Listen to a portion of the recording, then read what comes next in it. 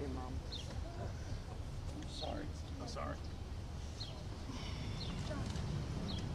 My name is Andrea Chambly. I'm the widow of John McNamara, and I'm here with Oz and John Sanfelice, and Jennifer Donatelli, and Paul Gillespie, and Cindy, Rittenauer. Rittenauer, Rebecca's sister, Rachel Pasella, Montana and Summer Geimer, Dana Winters Ranger, and Erica Fishman.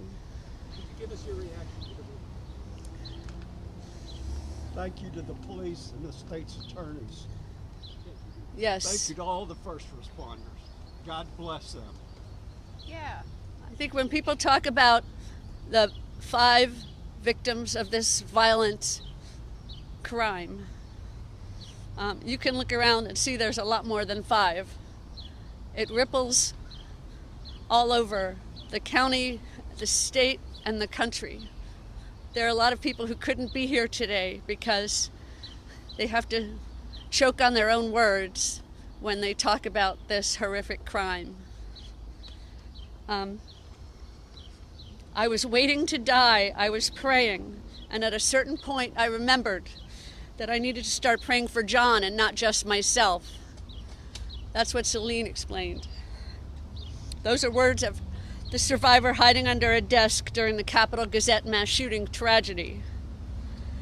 No, no, no. Those were the words of a victim who did not survive. She asked to stay alive long enough to see the 5-year-old that was waiting for her at home. She didn't make it. The crime was monstrous. Today we thank the jury for their service, for listening to the dizzying testimony, for viewing the horrific videos, for looking at the monstrous pictures. Our government representatives secure themselves in a building like the one that Jared Ramos decided he would not breach. He knew that the guards at the door, the metal detectors, the armed security, and the safe room for officials meant that he would not be successful. He knew he would be successful in a local business, a newspaper. It's time our government officials protect more than just themselves. Dangerous men with easy access to firearms should not be able to murder us in our newsrooms, in our offices, in our yoga studios, in our movie theaters, in our high schools, and in our elementary schools. These crimes can happen in any town and in every town. It can happen anywhere as long as dangerous people have easy access to firearms. I call on our government officials to protect us as well as they protect themselves, and not to require that every building in the country be fortified with multi-million-dollar protective barricades to enter. Instead, I call on our officials to keep firearms out of the hands of dangerous people. I call on our governor, who vetoed background checks, and all of our public servants at all levels to step up and do what other public servants around the world have been able to do.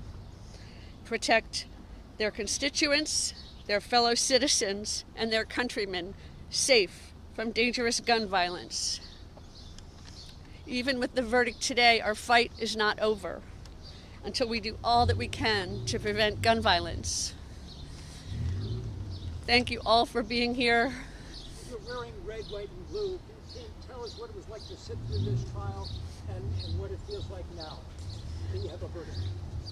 Well, we talked about wearing red, but we started talking about it when most of us were already on the road. So I guess we were all just synced in our thoughts. We wanted to wear red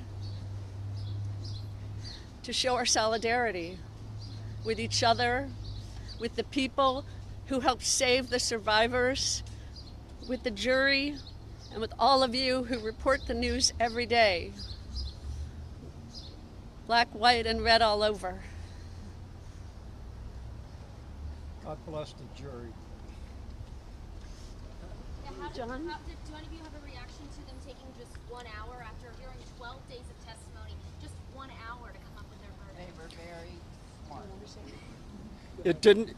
If you watched the evidence, you watched the trial, you saw that it was obvious that this man was a monster who needed to be put away permanently.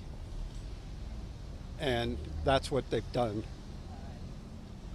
We'll all sleep better tonight knowing that people like Jared Ramos are off the street. Again, I want to thank the police and state's attorneys for what they've done. 3 hard years. 3 hard years. We've suffered. And they put an end to our suffering. Thank you. What's your name, sir? And your name, John Sampolice, I'm Celine's dad. Mrs. Fishman, I'd just like to add,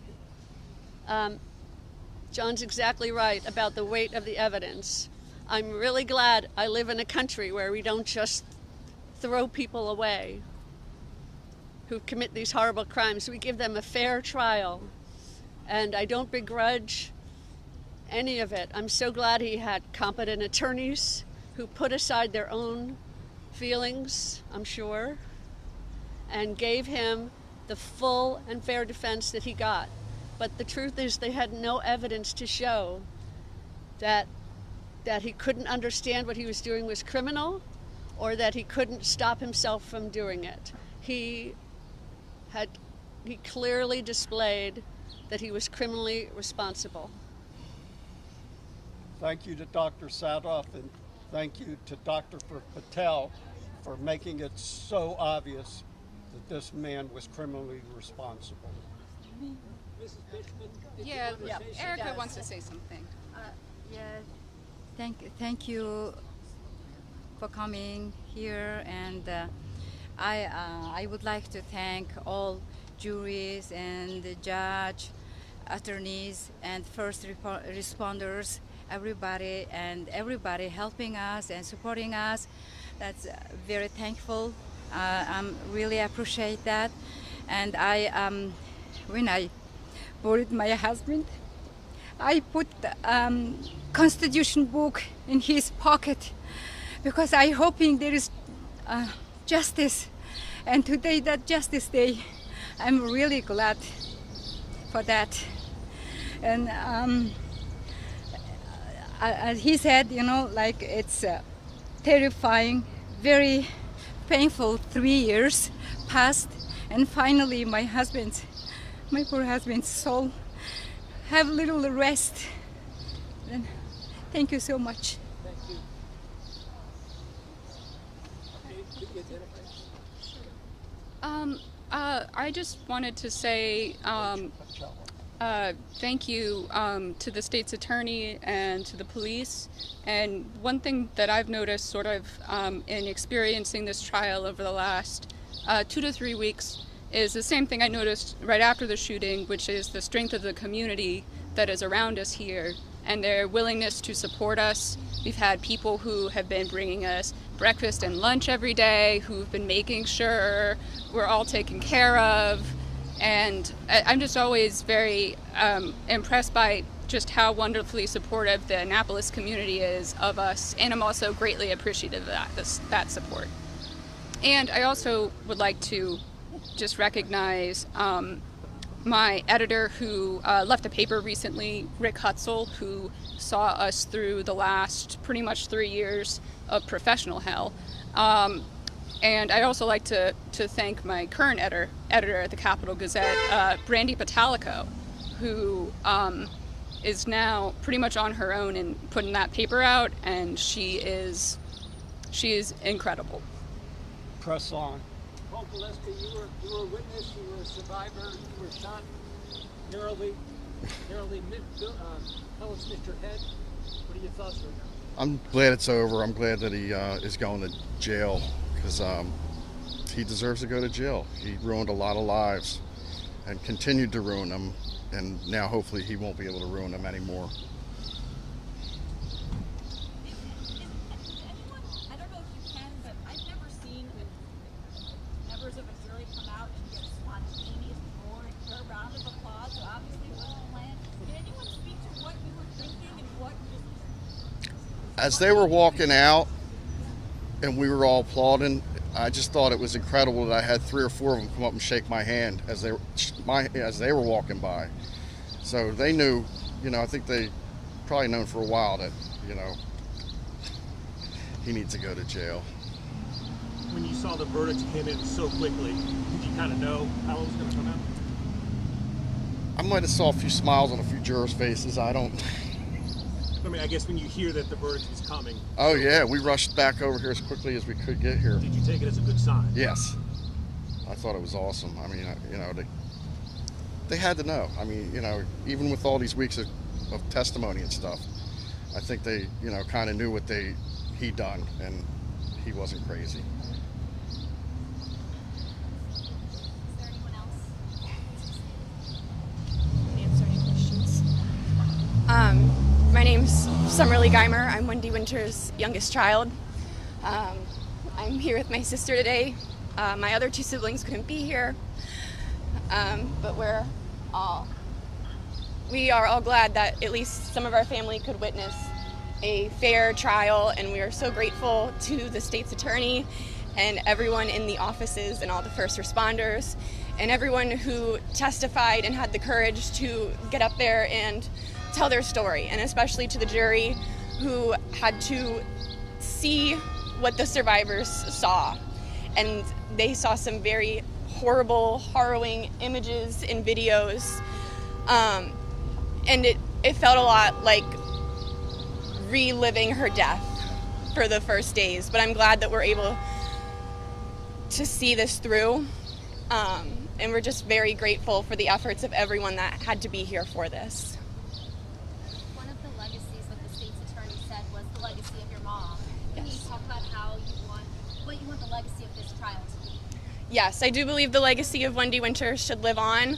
I hope that her name may be the one that lives in infancy instead of the defendant. I do not believe that he should live on as a name that needs to be remembered. I cannot wait to forget his name. Wendy saved my life. Truly a hero. She saved my daughter's life too. Touching on Wendy, when we got in there and I had heard, what happened being described, I almost burst into tears because there's no way I'm going to be able to, there's no words that I can say to say how much I believe that Wendy is a true hero, especially, grabbing that trash can and running to go to protect my sister. Hearing that absolutely broke me. And when I didn't know what to expect coming back when I found that the jury had been called back, they had called us back within an hour. I didn't know what to expect. I've never been in any kind of situation like this before. I don't think any of us really, but when I got in there and I heard everything that happened, it just a huge sigh of relief. You could hear it throughout the courtroom, but you could also feel it physically to know that, like how I can finally let my sister start to rest in peace and could just think about all the good times that I had instead of having to relive this horrible tragedy over and over again. Can you say your name one more time? It's Cindy Rittenauer. Can you spell your last name? It's Ritteneur.